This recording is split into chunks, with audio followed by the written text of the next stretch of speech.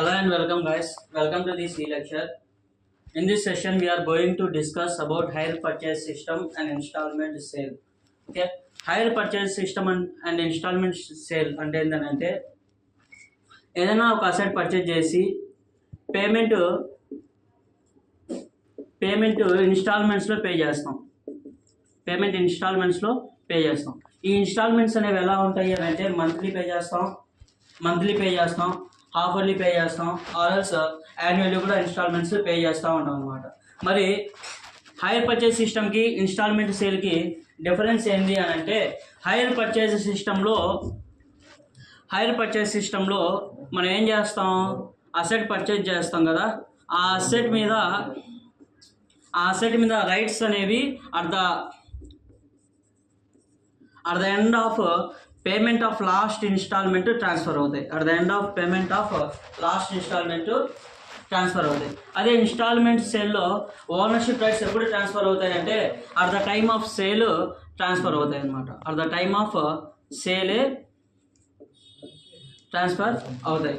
So and parties in hire purchase system. So parties ఎవరెవరు ఉంటారు అని అంటే హైర్ పర్చేజర్, హైర్ వెండర్ ఉంటారు. In the same sense parties in instalment సేల్లో parties ఎవరు? Just as usual buyer and seller. So payment అనేది ఇన్స్టాల్మెంట్స్లో చేస్తున్నాం కదా, ఒకవేళ ఇన్స్టాల్మెంట్స్ పే చేయడంలో ఫెయిల్ అయితే ఏంటి పరిస్థితి? Okay, on payment of instalments hire purchaser fail అయ్యాడు. ఇప్పుడు ఏం చేస్తారు అని అంటే ఈ హైర్ పర్చేజ్ సిస్టంలో పర్చేజ్ చేసినటువంటి అసెట్ని రీపొసెస్ చేసేయాలి. ఈ రీపొసెషన్ ఎవరు చేసుకుంటారు? హైర్ వెండర్ చేసుకుంటారు. హైర్ పర్చేజర్కి అదేమో అసెట్ అయితే హైర్ వెండర్కి ఏమవుతుంది? గూడ్ అవుతుంది. ఎందుకని హైర్ వెండర్కి అది గూడ్ అంటే అది బిజినెస్లో ఒక ఎలిమెంట్ కాబట్టి అది గూడ్. హైర్ పర్చేజర్కి లాంగ్ రన్లో యూజ్ చేసే పర్పస్లో కొన్నాడు కాబట్టి అది అసెట్. ఓకేనా? ఇన్స్టాల్మెంట్ సేల్లో కూడా ఇన్స్టాల్మెంట్స్ పే చేస్తాం. ఇన్స్టాల్మెంట్స్ పే చేయడంలో ఇక్కడ బయర్ ఫెయిల్ అవుతే ఏముంటుంది అని అంటే seller can sue on buyer. Okay, సెల్లర్కి రీపొసెషన్ చేసుకునే రైట్స్ ఎలాగో లేవు. బట్ సెల్లర్ ఏం చేయగలుగుతాడు అంటే లీగల్గా కేసు ఫైల్ చేసి అమౌంట్ని రికవర్ చేసుకోగలుగుతాడు. ఓకే, జనరల్లీ ఈ ఇన్స్టాల్మెంట్ సేల్ దేనికి అప్లై అవుతుంది అంటే on home appliances and on some simple furniture on business. In business. Okay, బిజినెస్లో సింపుల్ ఫర్నిచర్స్ వాడుతుంటాం, లైక్ చైర్స్ ఎక్సెట్రా వాడుతుంటాం, లైక్ కంప్యూటర్స్, ఫ్యాన్స్. ఓకే, ఇవన్నీ కూడా తక్కువ కాస్ట్లో ఉంటాయి. బట్ ఈఎంఐలో కనుక పర్చేజ్ చేసినట్లయితే వాటిని సెల్లర్ రీపొసెస్ చేసుకోరు. కోర్టు ద్వారా వెళ్తారు, మనం ఎలాగో అమౌంట్ పే చేయాల్సిందే. ఓకేనా? And any loss or damage, ఒకవేళ ఈ తీసుకున్న అసెట్ ఏదైనా లాస్ కానీ డ్యామేజ్ కానీ జరిగితే హైర్ పర్చేజ్ సిస్టంలో అయితే రెస్పాన్సిబుల్ ఎవరు తీసుకుంటారు అని అంటే హైర్ వెండరే తీసుకుంటారు. ఎప్పుడు హైర్ వెండర్ రెస్పాన్సిబుల్ తీసుకుంటాడు అని అంటే if hire purchaser has taken utmost good care and caution about the asset. So hire purchaser అనేవాడు ఆ అసెట్ గురించి గుడ్ కేర్ అండ్ కాషన్ తీసుకున్నట్టయితే అప్పుడు హైర్ వెండర్ లాస్ని బేర్ చేస్తాడు. అదే ఇన్స్టాల్మెంట్ సేల్లో అయితే అట్ ద టైమ్ ఆఫ్ సేలే ఓనర్షిప్ ట్రాన్స్ఫర్ అవుతుంది కాబట్టి buyer has to take whatever the responsibility of loss or damage of an article. Okay, ఇది hire purchase system and installment సేల్కి సంబంధించి ఇంట్రడక్షన్ పోర్షన్. ఓకే, నా accounting ట్రీట్మెంట్కి వెళ్తే okay, ఇక్కడ పార్టీస్ ఇన్వాల్వ్ అయిన వాళ్ళు ఇద్దరు ఉన్నారు. ఎవరెవరు? Hire purchaser and hire vendor. Okay, hire purchaser and hire vendor ఇద్దరు ఉన్నారు. హైర్ పర్చేజర్ ఎవరు అంటే buyer. So in buyer point of వ్యూలో హైర్ పర్చేజర్ బుక్స్లో జనరల్ ఎంట్రీస్ రాస్తాం. అదేవిధంగా హైర్ వెండర్ అంటే seller. So seller point of వ్యూలో హైర్ వెండర్ బుక్స్లో కూడా అకౌంటింగ్ ఎంట్రీస్ రికార్డ్ చేయాలి. బట్ ద వే ఆఫ్ ట్రీట్మెంటే డిఫరెంట్ అనమాట. ఎలాగా అని అంటే ఇది వీడికి అసెట్ కాబట్టి అసెట్ మీద మనం సమ్ ఛార్జెస్కి జనరల్ ఎంట్రీస్ రాస్తాం, లైక్ డిప్రిషియేషన్. ఓకే, అది ఒకటి వస్తుంది. ఇక్కడ వీనికి గూడ్స్ కదా, ఇది గూడ్స్ అంటే స్టాక్ ఇన్ ట్రేడ్ మీద డిప్రిషియేషన్ మనం ఛార్జ్ చేయం. సో ఇక్కడ డిప్రిషియేషన్ సంబంధించి పాయింట్ ఏమీ ఉండదు అనమాట. So in the books of hire purchaser general entries చూస్తే ఫస్ట్ ఏంటి, టోటల్గా అసెట్ పర్చేజ్ చేస్తారు. అసెట్ పర్చేజ్ చేసినప్పుడు ఇక్కడ అకౌంటింగ్ ట్రీట్మెంట్ ఎలా ఉంటుంది అంటే ఫస్ట్ క్యాష్ ప్రైస్కి ఒక ఎంట్రీ రాస్తాం, తర్వాత డౌన్ పేమెంట్ పే చేస్తారు. ఓకేనా, అంటే ఇది లాంగ్ రన్ పేమెంట్ జరుగుతుంది కాబట్టి దీనికి ఫర్దర్గా ఏదైనా లీగల్గా వెళ్ళాలన్నా ఒక అగ్రిమెంట్ అనేది ఉండాలి. ఆ అగ్రిమెంట్ అప్పుడు మనం పే చేసే అమౌంట్ని డౌన్ పేమెంట్ అంటాం. డౌన్ పేమెంట్ పే చేసిన తర్వాత ఏం చేస్తారు అని అంటే ఇంకా ఎవ్రీ ఇయర్ ఇన్స్టాల్మెంట్స్ పే చేస్తారు. ఓకేనా, ఇన్స్టాల్మెంట్స్ పే చేస్తారు. ఇంకా ఇది వీనికి అసెట్ కాబట్టి ఏం చేస్తారు, అక్కడ పే చేసినటువంటి ఇన్స్టాల్మెంట్లో ఇంట్రెస్ట్ ఉంటుంది కదా, ఆ ఇంట్రెస్ట్ని అండ్ అసెట్ కాబట్టి డిప్రిషియేషన్ ఛార్జ్ చేస్తారు కదా, ఆ డిప్రిషియేషన్ని ఈ రెండింటిని కలిపి ప్రాఫిట్ అండ్ లాస్ అకౌంట్కి ట్రాన్స్ఫర్ చేసుకుంటారు లాస్ట్లో. ఓకే, ఇది జనరల్గా అకౌంటింగ్ ట్రీట్మెంట్లో స్టెప్స్. ఎవరికి, హైర్ పర్చేజర్కి. మరి హైర్ వెండర్కి ఇవి గూడ్స్ సేల్ చేశాడు, యాజ్ యూజువల్ క్యాష్ ప్రైస్కి ఒక ఎంట్రీ రాసుకుంటాడు. క్యాష్ ప్రైస్ ఎంట్రీ అంటే ఏమీ లేదు, జస్ట్ సో పర్సన్కి మనం సేల్ చేస్తాం, వాడు మనకి తప్పు ఉన్నాడు, వాడిని డెటార్ గానో క్రెడిటార్ గానో రికగ్నైజ్ చేయడమే క్యాష్ ప్రైస్ పేమెంట్ అంటే. అండ్ డౌన్ పేమెంట్ అంటే అగ్రిమెంట్ అమౌంట్ కొంత అమౌంట్ తీసుకుంటారు, అది డౌన్ పేమెంట్, దానికి రికార్డు ఉంటుంది. అండ్ ఇన్స్టాల్మెంట్ రిసీవ్ చేసుకుంటారు, దానికి ఉంటుంది.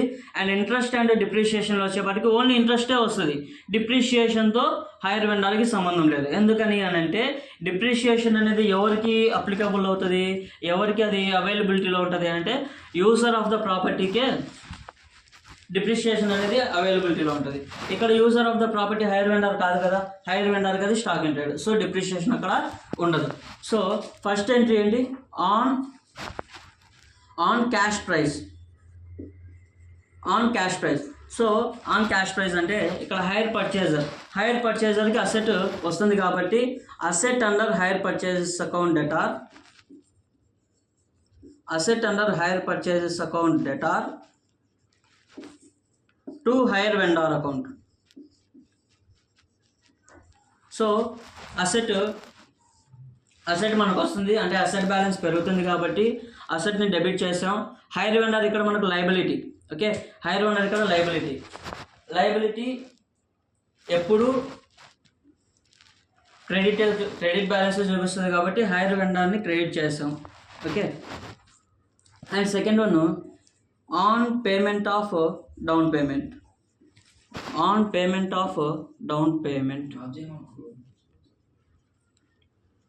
సో డౌన్ పేమెంట్ పే చేసేటప్పుడు మనం ఎవరికి పే చేస్తున్నాం, హైర్ వెండర్కి పే చేస్తున్నాం. ఆల్రెడీ ఇక్కడ హైర్ వెండర్ని మనం లయబిలిటీగా కన్సిడర్ చేస్తాం. సో ఇప్పుడు హైర్ వెండర్కి మనం కొంత అమౌంట్ పే చేస్తే హైర్ వెండర్ అకౌంట్ ఏమవుతుంది, లయబిలిటీ తగ్గుతుంది. సో లయబిలిటీ డిక్రీజ్ అవుతే మనం ఏం చేయాలి, డెబిట్ చేయాలి. అంటే జనరల్గా లయబిలిటీస్ అకౌంట్ ఎప్పుడు ఏ బ్యాలెన్స్ చూపిస్తుంది,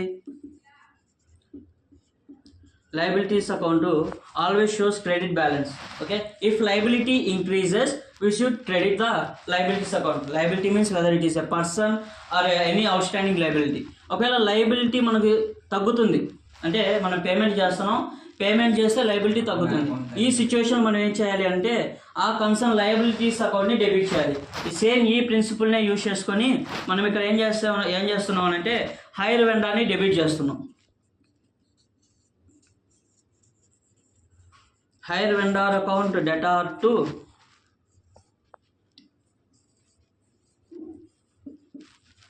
bank account. Okay, and third one interest due ఉంటుంది కదా. సో ఇంట్రెస్ట్ అనేది కన్సర్న్ ఎక్స్పెండిచర్ మనకు at the end of the day profit and loss statement represent అవ్వాలి కాబట్టి దానికి సపరేట్ ఎంట్రీ పాస్ చేస్తున్నాం. ఆన్ ఇంట్రెస్ట్ డ్యూకి. ఇంట్రెస్ట్ అనేది ఎక్స్పెండిచర్ కాబట్టి debit. Interest account debtor to, ఈ ఇంట్రెస్ట్ మనం ఎవరికి పే చేయాలి? హైర్ వెండర్కి పే చేయాలి. అగైన్ హైర్ వెండర్కి మనం పే చేయాలి. హైర్ వెండర్కి డ్యూ ఉన్నామంటే లయబిలిటీ పెరిగింది కాబట్టి హైర్ వెండర్ని క్రెడిట్ చేస్తున్నాం. ఓకే, అదనమాట. అండ్ నెక్స్ట్ ఫోర్త్ వన్ ఏంటి అంటే ఇంట్రెస్ట్ డ్యూకి రాసాం. And at the end of the period, okay, at the end of the period మనం ఏం చేస్తాం? ఇన్స్టాల్మెంట్ పే చేయాలి. Due date whether it is half-yearly, annually, okay, whatever the time period it may be as per agreement. Okay, so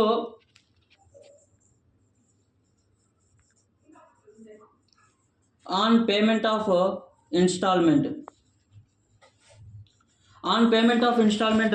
general entry ఏమొస్తుందంటే hire వెండర్కి మనం pay చేస్తున్నాం కదా, again liability తగ్గుతుంది కాబట్టి హైర్ వెండర్ డెబిట్ అవుతాడు.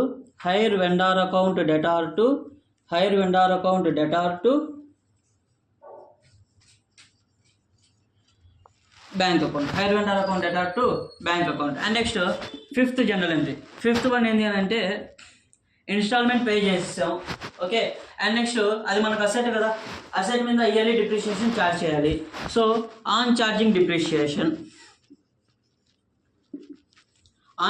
Such depreciation charge చేయడానికి entry ఏంటి?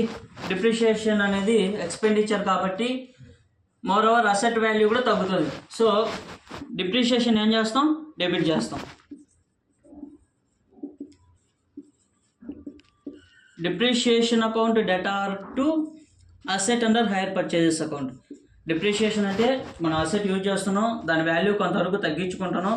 సో అసెట్ వాల్యూ తగ్గుతుంది కాబట్టి అసెట్ ఏమవుతుంది? క్రెడిట్ అవుతుంది. Asset under hire purchases account. Okay, ఇది on charging depreciation. And final entry sixth one ఏంటంటే ఈ ఎక్స్పెన్సెస్ ఉన్నాయి. ఇక్కడ ఇంట్రెస్ట్ ఒకటి ఉంది, డిప్రిషియేషన్ ఒకటి ఉంది. ఈ ఇంట్రెస్ట్ అండ్ డిప్రిషియేషన్ ఈ రెండింటిని P&L అకౌంట్కి ట్రాన్స్ఫర్ చేయాలి. So interest depreciation profit and loss అకౌంట్లో ఎటువైపు ఉంటాయి? డెబిట్ సైడ్ ఉంటాయి. ఓకే, రైట్, డెబిట్ సైడ్ ఉంటాయి. సో దీనికి ఎంట్రీ ఏమవుతుంది? Debit side accounting profit and loss స్టేట్మెంట్లో డెబిట్ సైడ్ రావాలి కాబట్టి on transferring to profit and loss. So profit and loss అకౌంట్లో డెబిట్ సైడ్ రావాలి కాబట్టి P&L అకౌంట్ డెబిట్ చేస్తాం. Profit and loss account debtor to interest account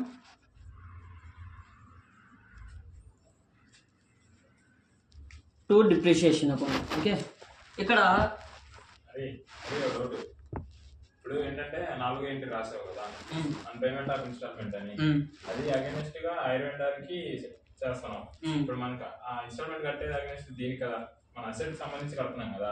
ఇప్పుడు interest depreciation ఎలా తీసుకున్నావో అలాగే హైర్ వెండర్ ప్లేస్ లో అసెట్ అని పెట్టుకోవచ్చు కదా.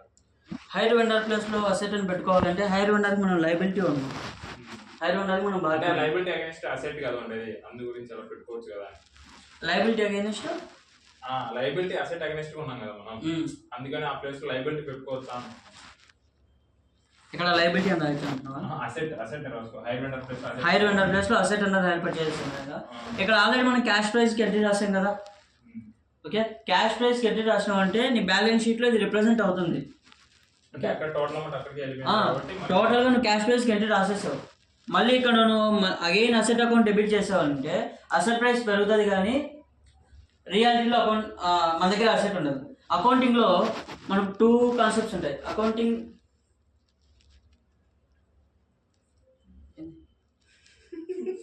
ఇంకా చాలు.